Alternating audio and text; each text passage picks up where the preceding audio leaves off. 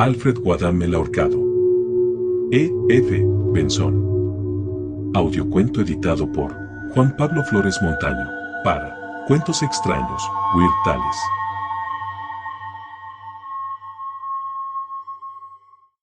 Alfred Guadam el ahorcado. Le estuve hablando al padre Denis Sambucki sobre una extraordinaria sesión de espiritismo a la que había asistido unos días antes. La médium, en trance, había dicho una serie de cosas desconocidas para todos salvo para mí y un amigo mío que había muerto recientemente y que según la médium, estaba presente y me hablaba por medio de ella. Naturalmente, desde el punto de vista estrictamente científico, el único desde el que deberíamos abordar esos fenómenos, esa información no era una prueba auténtica de que el espíritu de mi amigo estuviera en contacto con ella, pues aquello ya lo conocía yo, y mediante algún proceso telepático pudo ser comunicado a la médium a través de mi cerebro, y no mediante la intervención del fallecido. Además, ella no hablaba con su voz ordinaria, sino con una que, ciertamente, se asemejaba a la de mi amigo.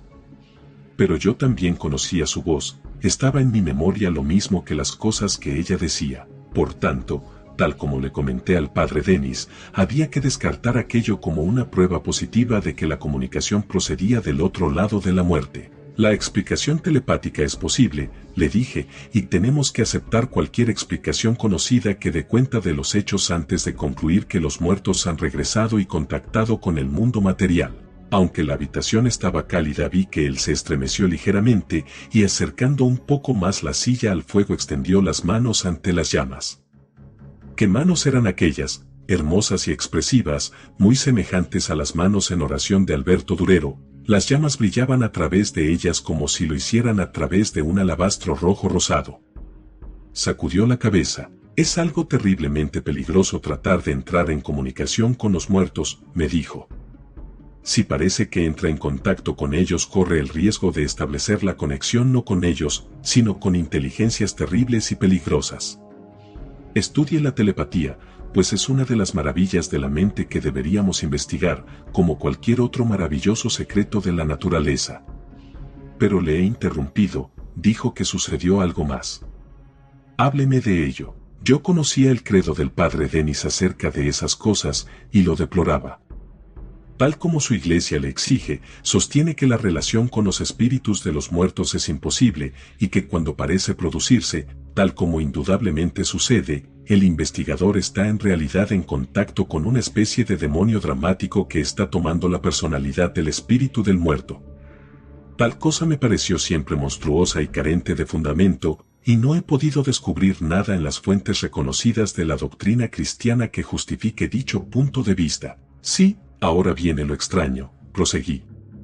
Pues hablando todavía con la voz de mi amigo, la médium me dijo algo que al instante creí que era falso. Por tanto no pudo ser transmitido telepáticamente por mí. Cuando la sesión hubo terminado, y para convencerme de que aquello no podía proceder de él, examiné el diario de mi amigo, que me había legado su muerte y me acababan de enviar los albaceas, de manera que seguía todavía empaquetado. Encontré allí una entrada que demostraba que lo que había dicho la médium era absolutamente cierto. Algo, y no necesito entrar en ello, había sucedido exactamente tal como ella lo había dicho, aunque hubiera deseado poder jurar lo contrario. Aquello no podía haber llegado a la mente de la médium desde mi propia mente, y no existe ninguna fuente en la que yo pueda pensar desde la que ella pudiera obtener ese dato, salvo de mi amigo. ¿Qué dice usted a eso? No cambio en absoluto mi posición, me contestó sacudiendo la cabeza. Esa información, aceptando que no procediera de su mente, lo que ciertamente parece imposible, procedería de algún ser desencarnado. Pero no del espíritu de su amigo, venía de alguna inteligencia maligna y horrible. ¿Y no es eso pura suposición?, pregunté. Seguramente es mucho más simple decir que, bajo ciertas condiciones, los muertos pueden comunicarse con nosotros. ¿Por qué meter aquí al diablo? No es demasiado tarde, contestó mirando el reloj. A no ser que quiera irse a la cama, concédame su atención durante media hora y trataré de demostrárselo. El resto de la historia es lo que me contó el padre Denis, y lo que sucedió inmediatamente después. Aunque usted no es católico, pienso que estará de acuerdo conmigo acerca de una institución que juega un importante papel en nuestro ministerio, me refiero a la confesión, por lo sagrado de esta y su inviolabilidad. Una alma cargada por el pecado llega a su confesor sabiendo que éste está hablando con aquel que tiene el poder de darnos o retirarnos el perdón, pero que nunca, por razón alguna, repetirá o sugerirá lo que se le ha contado. Si existiera la más ligera posibilidad de que la confesión del penitente se diera a conocer a algún otro, salvo al propio penitente, con propósitos de expiación o de deshacer algún error, nadie se confesaría nunca. La Iglesia perdería el más importante baluarte que posee sobre las almas de los hombres, y las almas de los hombres perderían ese consuelo inestimable de saber, no simplemente de esperar, sino saber, que sus pecados les han sido perdonados. Evidentemente el sacerdote puede no dar la absolución si no está convencido de hallarse frente a un penitente auténtico, y antes de darla insistirá en que el penitente repare, en la medida en la que le sea posible, el mal que ha hecho. Si se ha beneficiado de su deshonestidad, deberá hacer el bien, cualquiera que sea el crimen que haya cometido deberá garantizar que su arrepentimiento es sincero. Pero imagino que aceptará que en ningún caso puede el sacerdote repetir lo que se le ha dicho con independencia de cuáles puedan ser las consecuencias de su silencio. Aunque repitiéndolas pudiera corregir o evitar un mal horrible, le sería imposible. Lo que ha oído lo ha oído bajo el sello de la confesión, y con respecto a lo sagrado de éste no hay argumentación concebible. Es posible imaginar qué terribles consecuencias resultan de ello, intervine. Pero lo acepto. Ya antes de ahora se han producido consecuencias terribles, prosiguió él. Pero no afectan al principio. Y ahora voy a hablarle de una confesión que me hicieron en una ocasión. Pero, ¿cómo va a hacerlo? Eso es imposible. Por una determinada razón a la que llegaremos más adelante, comprobará que ese secreto ya no me incumbe a mí. Pero no es esa la clave de mi historia, sino la de advertirle sobre los intentos de establecer comunicación con los muertos. Parecen llegar a nosotros, a través de ellos, signos y muestras, voces y apariciones, pero ¿quién los envía?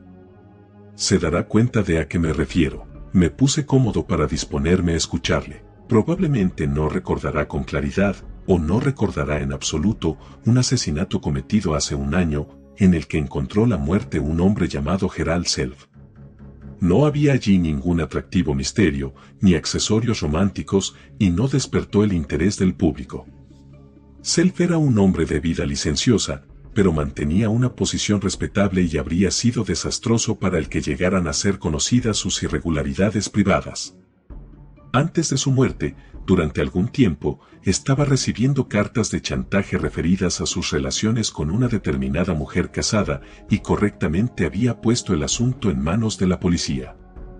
La policía había seguido determinadas pistas y la tarde anterior a la muerte de Self uno de los oficiales del Departamento de Investigación Criminal le había escrito que todo indicaba que el culpable era su criado personal, quien desde luego conocía la intriga. Era un hombre joven llamado Alfred Wadham, hacía relativamente poco que había entrado al servicio de Self, y su historia pasada era de lo más indeseable.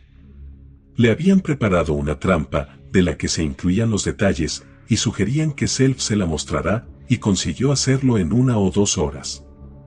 Esa información y esas instrucciones se transmitieron en una carta que tras la muerte de Self se encontró en un cajón de su mesa de escritorio, cuya cerradura había intentado ser forzada. Solo Wadham y su amo dormían en el piso.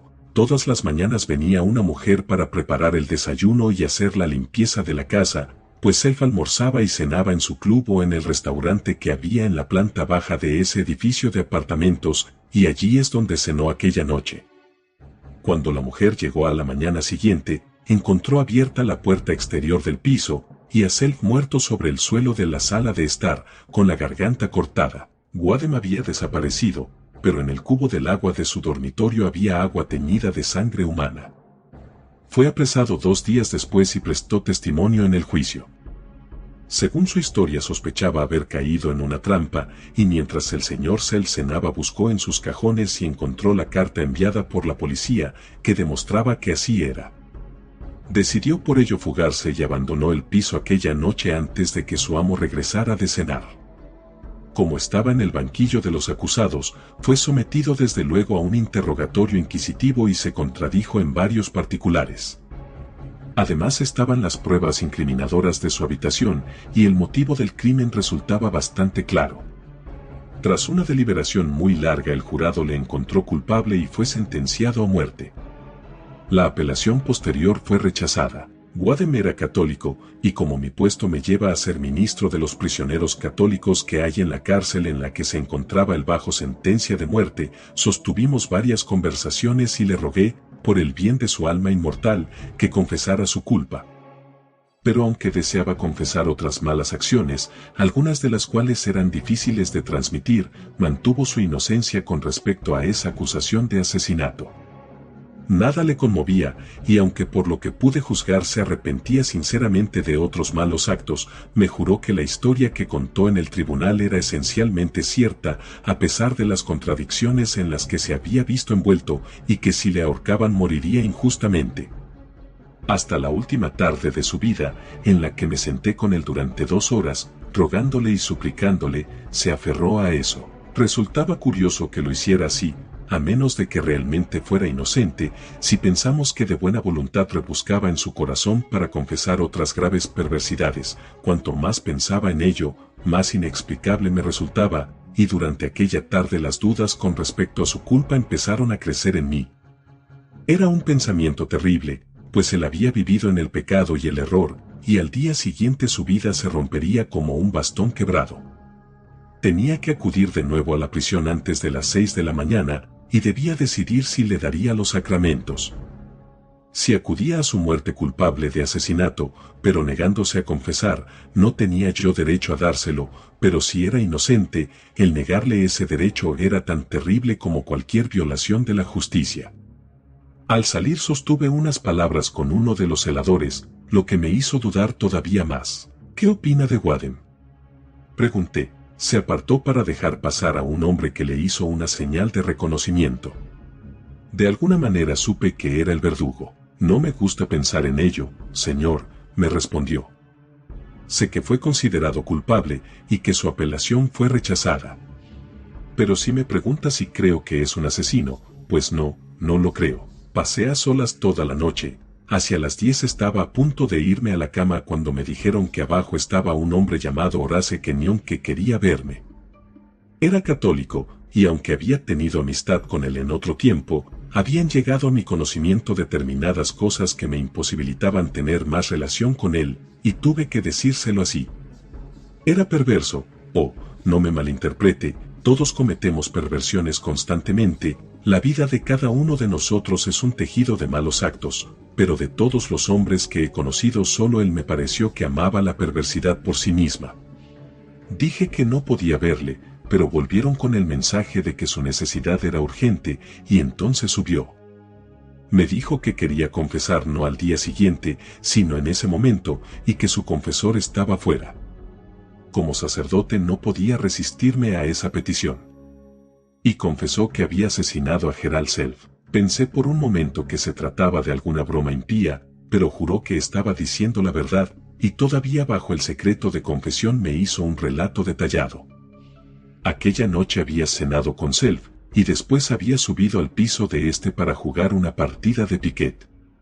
Con una sonrisa, Self le dijo que al día siguiente iba a atrapar a su criado por chantaje. Le dijo las siguientes palabras: hoy es un hombre joven, guapo y activo, quizás mañana a esta hora haya perdido un poco de color. Tocó la campanilla para que viniera el criado a poner la mesa de juego, pero luego vio que ya estaba preparada y se olvidó de que no habían respondido a la llamada. Jugaron puntos altos y los dos bebieron mucho. Self perdió una partida tras otra y acabó acusando a Kenyon de hacer trampas. Las palabras subieron de tono y acabaron en golpes, y Kenyon, tras varios golpes y caídas, cogió un cuchillo de la mesa y le cortó a Self la yugular y la arteria carótida de la garganta. A los pocos minutos había muerto desangrado. Kenyon recordó entonces que nadie había contestado a la llamada, y sigilosamente fue hasta la habitación de Wadham. La encontró vacía, también estaban vacías las otras habitaciones del piso. De haber habido alguien allí, Su idea era la de decir que acababa de subir por invitación de Self y le había encontrado muerto. Pero aquello era mejor todavía, solo tenía unas manchas de sangre y las lavó en la habitación de Waddem, vaciando el agua en el cubo. Después, dejando abierta la puerta del piso, bajó las escaleras y se marchó. Me contó eso con pocas frases, tal como se lo he contado a usted, y me miró con rostro sonriente. ¿Qué hay que hacer ahora, venerable padre?, preguntó alegremente. Ah, gracias a Dios que ha confesado, dije. Todavía estamos a tiempo de salvar a un inocente. Debe entregarse a la policía enseguida. Incluso mientras le decía eso, sentí la duda en mi corazón. Él se levantó limpiándose las rodillas de los pantalones. ¡Qué idea tan pintoresca! No hay nada tan lejos de mi pensamiento, dijo. Me puse en pie de un salto y añadí. Entonces iré yo mismo. Ante eso él se echó a reír. Oh no, no lo hará. ¿Qué me dice del secreto de confesión? Ciertamente creo que es un pecado mortal incluso que un sacerdote piense en violar ese secreto. Realmente me avergüenzo de usted, mi querido Dennis. Es usted un malvado. Aunque quizás fuera solo una broma y no pensara hacerlo. Claro que pensaba hacerlo. Ya verá si lo pensaba o no. Pero incluso mientras estaba hablando sabía que no iba a hacerlo.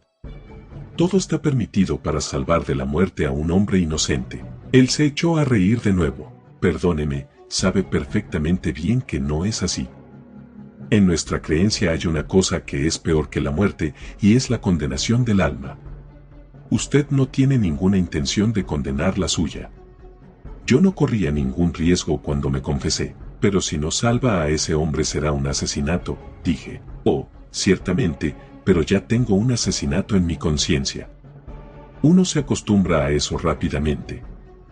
Y habiéndome acostumbrado, otro asesinato no parece importar mucho.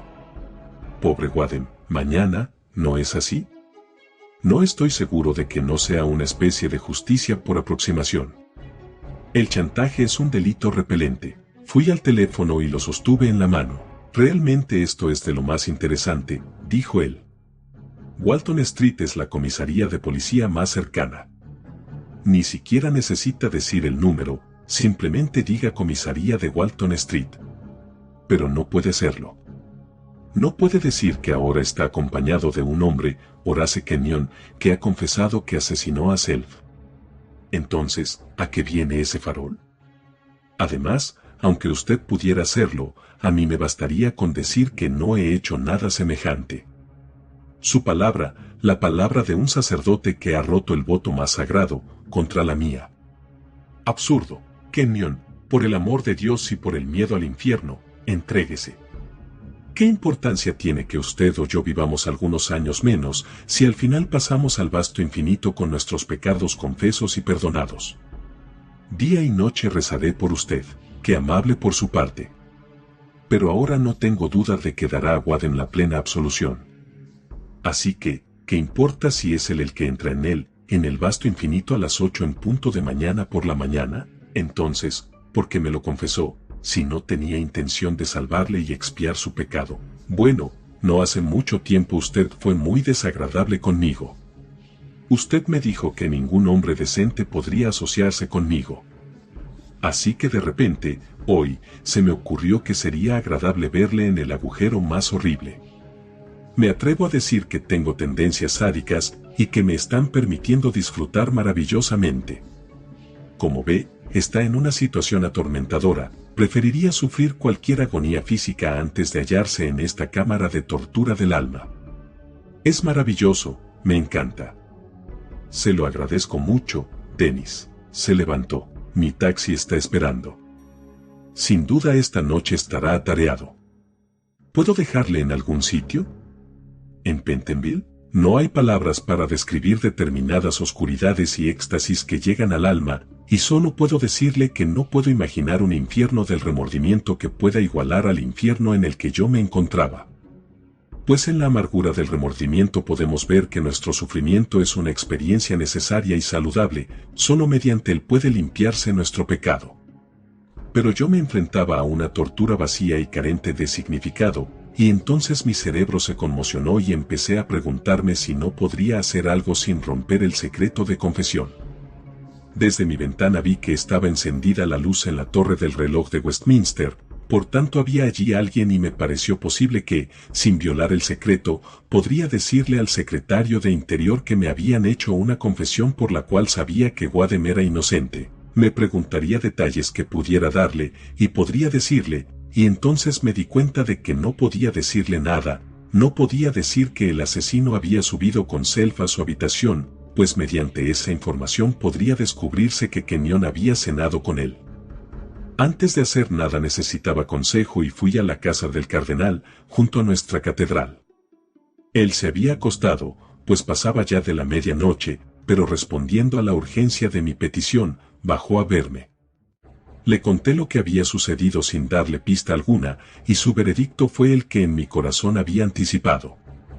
Ciertamente podía ver al secretario de Interior y decirle que me habían hecho esa confesión, pero no podía dejar escapar ninguna palabra o indicación que pudiera conducir a la identificación del confeso. Personalmente no veía que con la información que yo podía dar fuera posible posponer la ejecución. Y sea cual sea su sufrimiento, hijo mío, me dijo, esté seguro de que sufre no por haber hecho el mal, sino por haber hecho lo correcto. En la posición en la que se encuentra, su tentación de salvar a un hombre inocente procede del diablo, y también tendrá ese origen toda fuerza a la que invoque para que le ayude a soportarlo. Vi al secretario de Interior en sus habitaciones una hora después. Pero a menos que le dijera algo más, y él comprendía que yo no podía hacerlo, no podría hacer nada. En el juicio le declararon culpable, me dijo. Y su apelación fue rechazada. Sin nuevas pruebas, nada puedo hacer. Se quedó sentado un momento, pensativo, y después se puso en pie de un salto. Buen Dios, es fantasmal. Creo verdaderamente, no es necesario que se lo diga, que ha oído usted esa confesión, pero eso no demuestra que sea cierto. ¿No puede ver de nuevo a ese hombre? ¿No puede meter en él el miedo a Dios? Si hasta el momento de caer el telón puede usted hacer algo que me dé una justificación para actuar, ordenaré inmediatamente una suspensión de la pena. Este es mi número de teléfono, llámeme aquí o a mi casa a cualquier hora. Estaba de vuelta en la prisión antes de las 6 de la mañana. Le dije a Wadham que creía en su inocencia y le di la absolución por todo lo demás. Recibió de mis manos el sagrado sacramento y se dirigió a su muerte sin pestañear. El padre Denis se detuvo. He tardado mucho en llegar al punto de mi historia que concierne a la sesión de espiritismo de la que me habló, pero era necesario que conociera todo esto para poder entender lo que voy a contarle ahora, me dijo. Afirmé que los mensajes y comunicaciones de los muertos no proceden de ellos, sino de algún poder maligno y horrible que los encarna. Usted me respondió, me acuerdo bien, que no entendía la razón de que hubiera que meter al diablo en esto. Le explicaré el motivo. Cuando todo terminó, cuando la compuerta sobre la que estaba en pie aquel hombre se abrió y la cuerda crujió, regresé a casa. Era una mañana invernal oscura, apenas iluminada todavía, y a pesar de la escena trágica que acababa de presenciar me sentía sereno y en paz. No pensaba en Kenyon en absoluto, solo en el muchacho, por su edad, apenas si era más que eso, que había sufrido injustamente, y aquello me pareció un error lamentable, pero no más.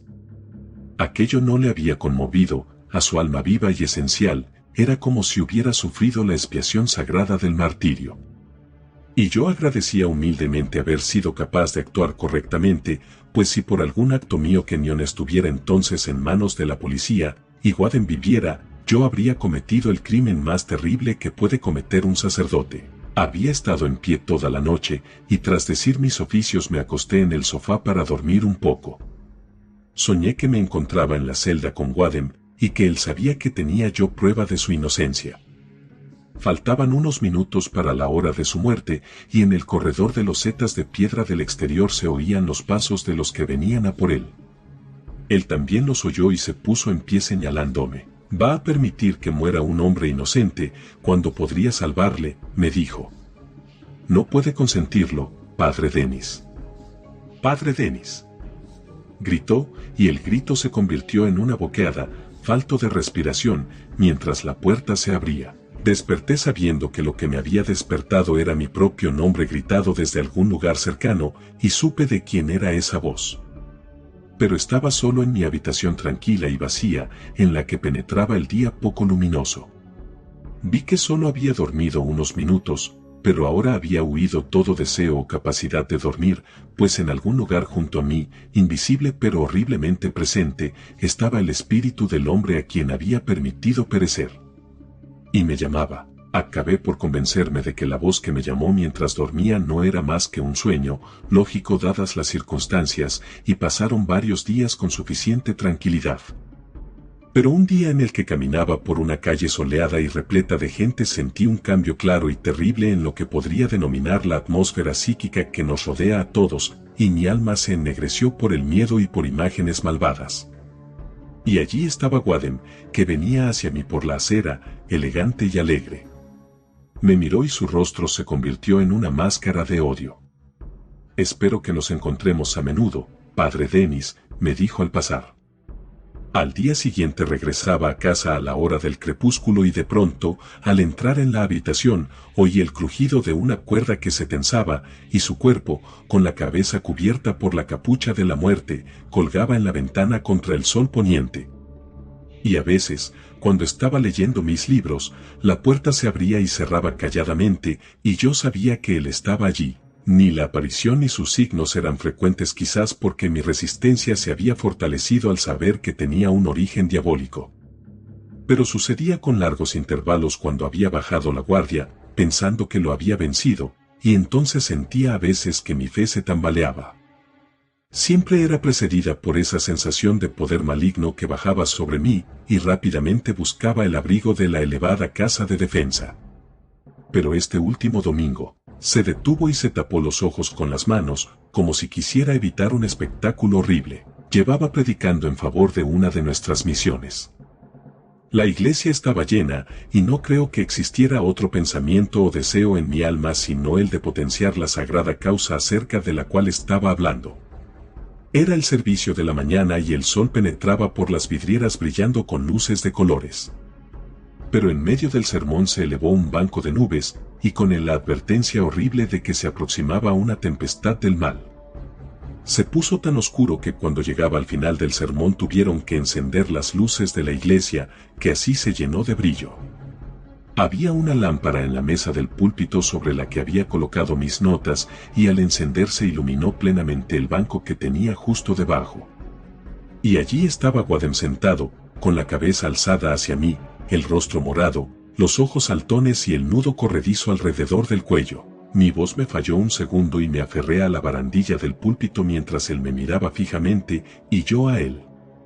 Me rodeó un horror del espíritu, negro como la noche eterna de los perdidos, pues le había permitido que, inocente, fuera hacia su muerte, y mi castigo era justo, y entonces, como una estrella que brillara a través de una piadosa hendidura en aquella tormenta anímica, brotó otra vez el rayo de la convicción de que yo, como sacerdote, no podía haber actuado de otra manera, y se acompañó del conocimiento seguro de que esa aparición no podía venir de Dios, sino del diablo, y había de resistirme a ella y desafiarla lo mismo que desafiamos con desprecio las tentaciones dulces e insidiosas.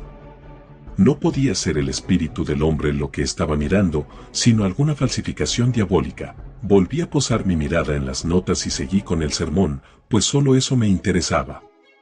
Aquella pausa me había parecido eterna, tenía la cualidad de lo intemporal, pero después me enteré de que apenas había resultado perceptible. Y en mi propio corazón supe que no era un castigo lo que estaba sufriendo, sino el fortalecimiento de una fe que había vacilado. Interrumpió de pronto su historia. Fijó los ojos en la puerta y no fue una mirada de miedo lo que brotó en ellos, sino de salvaje e implacable antagonismo. «Se acerca», me dijo. «Y si ahora escucha o ve algo, desprécielo, pues es maligno». La puerta se abrió y se cerró, y aunque no entró nada que fuera visible, supe que había ahora en la habitación una inteligencia viva distinta de mí y del padre Denis, y afectó a mi propio ser de la misma manera que un olor horrible a putrefacción nos afecta físicamente. Mi alma sintió náuseas.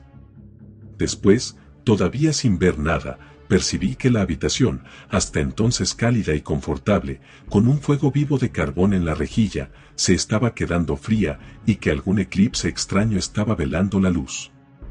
Cerca de mí, sobre la mesa, había una lámpara eléctrica. La sombra de ésta se agitó en la corriente helada que se movió en el aire, y el alambre luminoso dejó de ser incandescente, tornándose rojizo y oscuro como las ascuas sobre la rejilla. Escruté la semioscuridad, pero ninguna forma material se manifestó en ella. El padre Denis estaba sentado muy erguido en su silla, con los ojos fijos y concentrados en algo que para mí era invisible. Sus labios se movían y murmuraban y con las manos aferraba el crucifijo que colgaba sobre su pecho. Entonces vi lo que sabía que él estaba viendo también, un rostro que se perfilaba en el aire delante de él, un rostro hinchado y morado, con la lengua colgando desde la boca, ahorcado allí y agitándose a un lado y a otro. Fue haciéndose más y más claro, suspendido por la cuerda que ahora se me hizo visible, y aunque era la aparición de un hombre colgado por el cuello, este no estaba muerto, sino vivo y activo, y el espíritu que horriblemente lo animaba no era humano, sino algo diabólico. De pronto el padre Denis se puso en pie y acercó el rostro a 4 o 5 centímetros del horror suspendido. Alzó las manos llevando en ellas el sagrado emblema. Regresa a tu tormento hasta que los tiempos de este hayan terminado y la piedad de Dios te conceda la muerte eterna, gritó. Brotó en el aire una lamentación, mientras una corriente sacudía la habitación estremeciendo sus esquinas, y entonces regresaron la luz y el calor y allí no estábamos más que nosotros dos. El rostro del padre Denis estaba ojeroso y sudoroso por la lucha que había experimentado, pero brillaba en él una radiación como no había visto nunca en un semblante humano. Ha terminado, dijo. Le he visto marchitarse y secarse ante el poder de su presencia, y sus ojos me dicen que también usted lo vio, y que sabe ahora que lo que se presentaba con el semblante de la humanidad era puramente maligno. Apenas si hablamos un poco más, y se levantó para irse. Ah, me olvidaba, dijo. Querrá saber por qué he podido revelarle lo que se me contó en confesión. Horace Kenyon se suicidó aquella misma mañana. Había dejado a su abogado un paquete que había que abrir a su muerte, con instrucciones de que se publicara en la prensa diaria. Lo leí en un periódico de la tarde y era un relato detallado de cómo había matado a Gerald Self. Deseaba que se le diera toda la publicidad posible. ¿Pero por qué?, pregunté. Imagino que se glorificaba en su perversidad, contestó el padre Denis tras una pausa. La amaba por sí misma, tal como le había dicho, y quería que todo el mundo la conociera en cuanto él se hubiera ido y estuviera a salvo.